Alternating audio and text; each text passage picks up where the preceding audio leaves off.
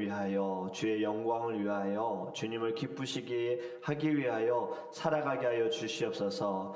예배를 통하여서 우리의 마음을 새롭게 하시고, 하나님, 새 것은 새 부대에 담으라 하셨습니다. 더 이상 저희는 옛사람이 아니라 예수 그리스도의 십자가의 보혈로 새 사람이 되었사오니 하나님, 새로운 오늘이 될 수 있도록 성령의 충만함을 허락하여 주시옵소서. 감사하며 예수 그리스도의 이름으로 기도합니다. 아멘.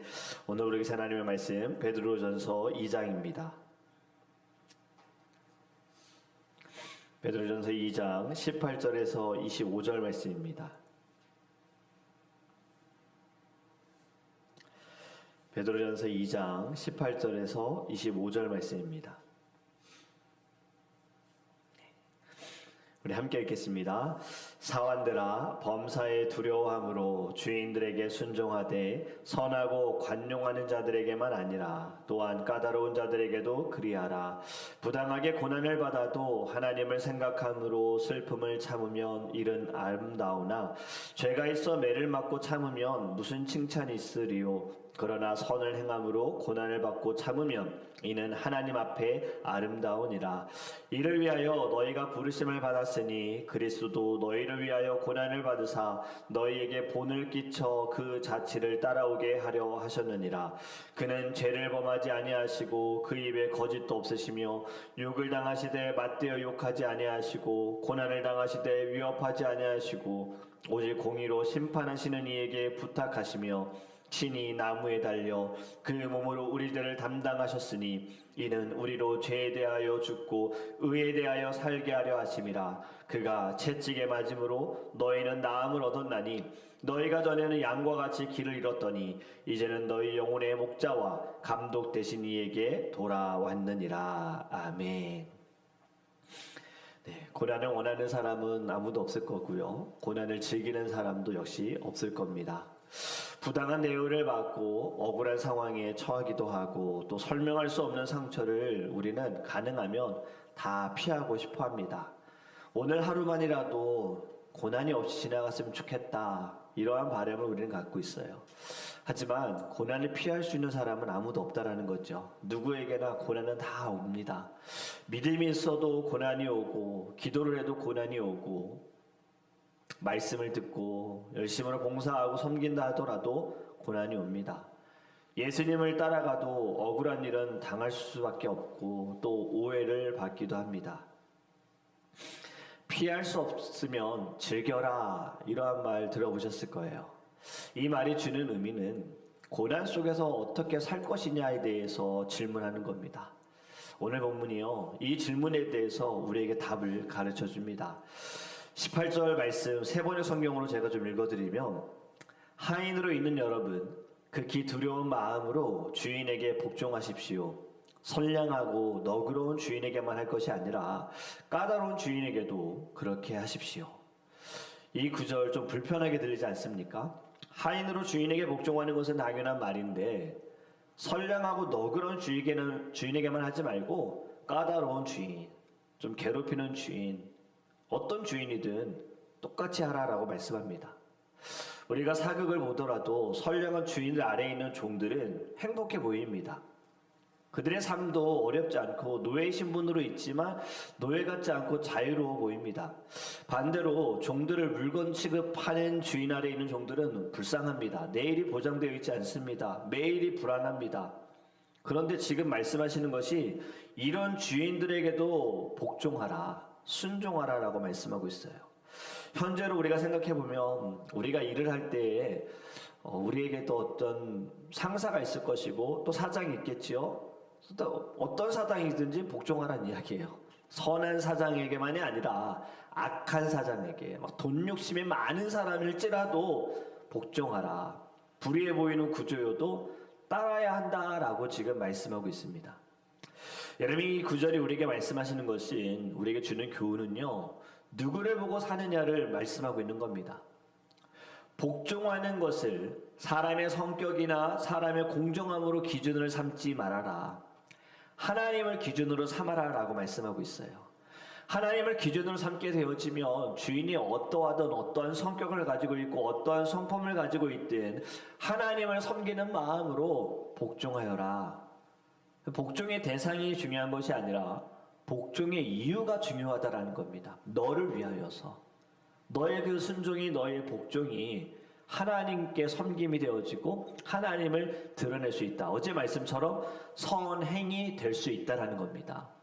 악한 사장, 악한 주인이 행하는 것처럼 너의 마음에 악한 마음을 품고 억지로 행할 것이 아니라 너가 마땅히 복종하는 그 마음을 통하여서 주인의 마음도 달라질 수 있고 악한 그 마음도 사라질 수 있다는 거죠. 그리고 우리가 악한 마음을 똑같이 행할 때에는 죄짓지 않기 때문에 그래서 하나님께서는 그 이유에 대해서 말씀하시는 거예요. 보태서 19절에서 20절 이렇게 말씀합니다. 억울하게 고난을 당해도 하나님을 생각함으로 괴로움을 참아라. 하나님을 생각함으로. 여러분, 하나님을 생각함으로, 하나님을 의식하며 하나님의 시선 앞에서 하나님이 늘 나를 지켜보고 있다, 하나님과의 관계가 더 중요하다라는 이 마음을 가지고 하나님 앞에 서 있어라. 이를 악물고 참으라는 것이 아닙니다. 감정을 그냥 꼭 누르고 버티라는 것도 아닙니다. 고난을 받는 그 상황 가운데에도 하나님과 분리되지 말아라. 하나님을 꼭 기억하여라. 이 고난 가운데도 하나님이 함께 하시고 너의 억울한 순간도 하나님이 알고 계신다. 이것을 기억하여라. 고난이 오면 대부분의 사람들의 질문은 비슷합니다. 왜 하필 나야? 왜 내게만 이런 일이 벌어져? 억울하다라고 우리는 생각하죠. 이 질문은 어려운 가운데 나올 수밖에 없어요. 이 질문을 한다고 죄 짓는 것은 아닙니다. 하지만 이 질문에만 머물러 있으면 고난은 더 커집니다. 어려움은 더 커집니다. 계속해서 고난은 나를 무너뜨리는 거예요. 오늘 성경이 우리에게 가르쳐 주시는 것은 질문의 방향을 바꾸라는 겁니다. 왜 나야? 나 너무 억울해가 아니라 이 상황 속에서, 이 고난 속에서 나는 어떻게 하나님께 반응할 것인가? 이것이 바로 시선의 이동입니다. 관점의 이동이에요. 고난의 원인을 묻는 것이 아니라 고난 속에서 나의 태도를 묻는 쪽으로 우리의 마음이 달라져야 합니다. 그럴 때 고난을 받아도요, 이 고난이 되지 않을 수도 있고 이 고난을 통하여서 죄짓지 않게 되어지고 이 고난 가운데에도 하나님의 은혜를 경험하게 될 줄 믿습니다. 참으면 아름답다라고 말씀하고 있어요. 참으면 아름답다. 여러분, 이 말 억울해도 그냥 참으라고 말씀하시는 것이 아니라 또 참는 행위가 그 자체가 아름다운 것이 아니라 앞에 있는 말씀과 연결이 되어지면 하나님을 의식하며 감당하는 믿음의 태도가 아름답다예요. 이 고난 가운데에도 하나님의 뜻이 있음을 믿고 인내하는 그것이 아름답다. 감정이 없는 상태가 아닙니다. 감정도 하나님 우리에게 주셨어요. 억울함도 느낄 수가 있습니다. 하지만 이 가운데에도 억울할 때에도 하나님께 등을 돌리지 않는 상태가 진정한 인내, 오래 참음의 상태인 줄 믿습니다. 또 이런 말씀도 있죠. 죄가 있어 매를 맞고 참으면 무슨 칭찬이 있으리요? 잘못했는데 혼나는 것을 고난이라고 말한다며.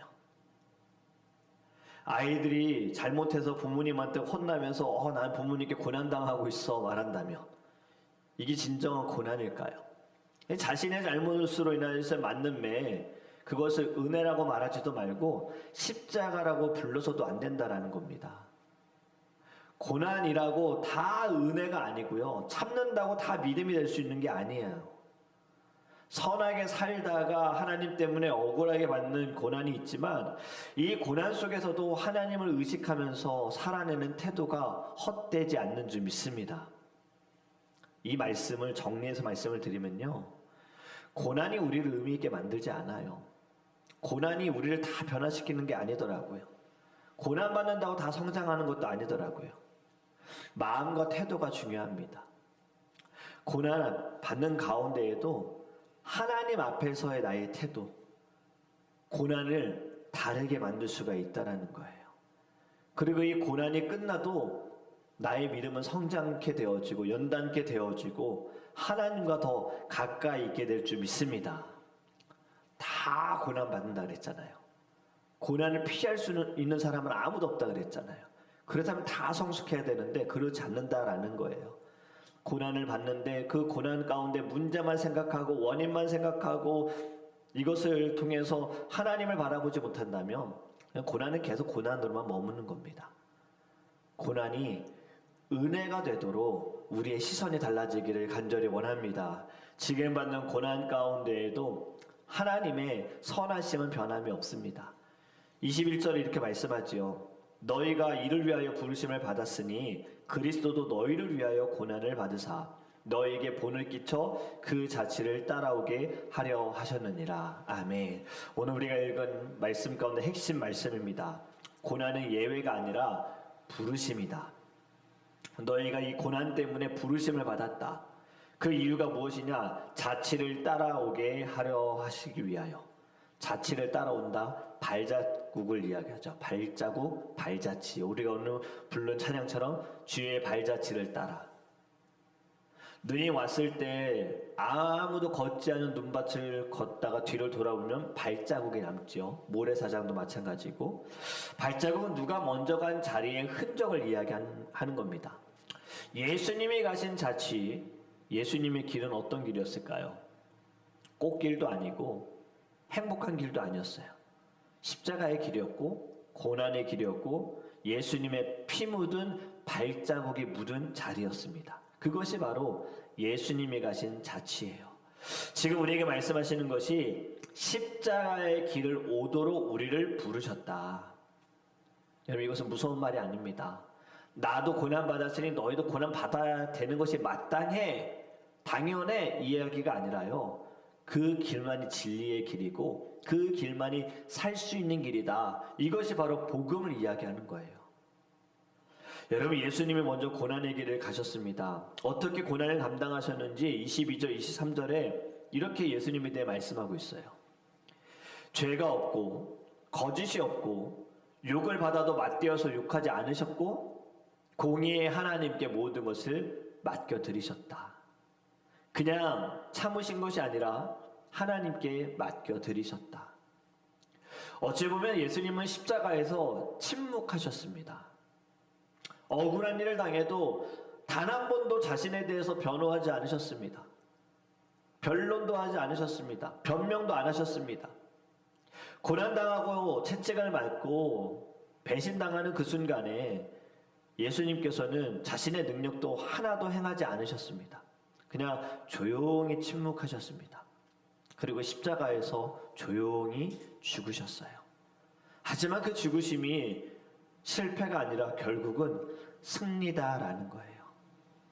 예수님의 자취, 결국엔 하나님이 책임을 지셨고 예수님께서 가신 그 길엔 이유가 있었다라는 거죠. 그 이유가 24절에 말씀합니다.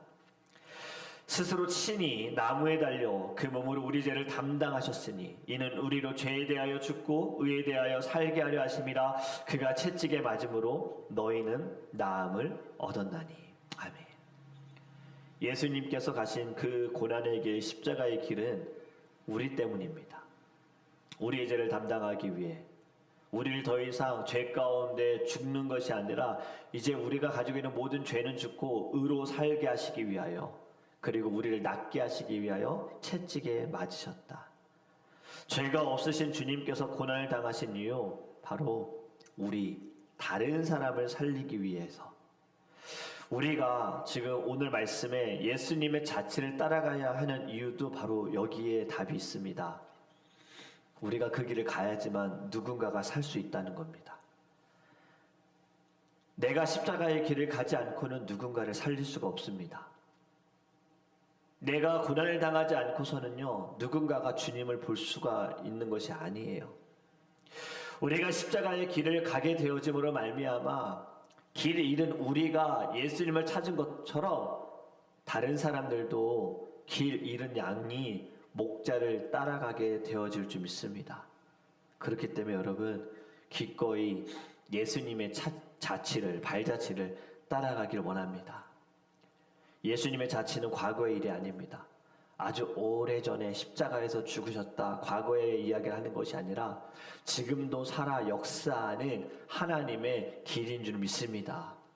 주님이 가신 그 길은요, 발자취는 좁고 험난하고 억울하고 때로는 외로울 수 있어요. 하지만 분명한 것은요, 그 길 끝에는 생명이 있고 부활이 있는 줄 믿습니다.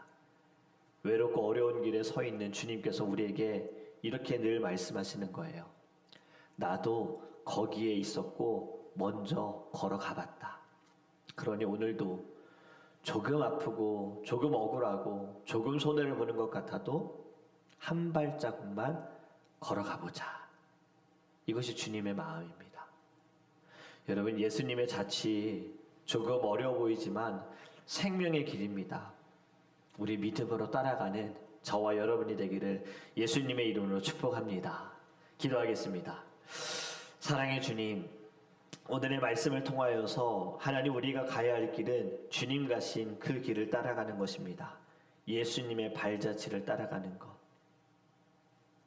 고난을 피할 수 있는 사람은 아무도 없습니다. 누구나 다 고난당합니다. 자신의 죄로 인하여 잘못으로 인하여 당하는 고난도 있지만 때로는 억울하게 믿음을 지키다가 고난을 당하는 일도 있습니다.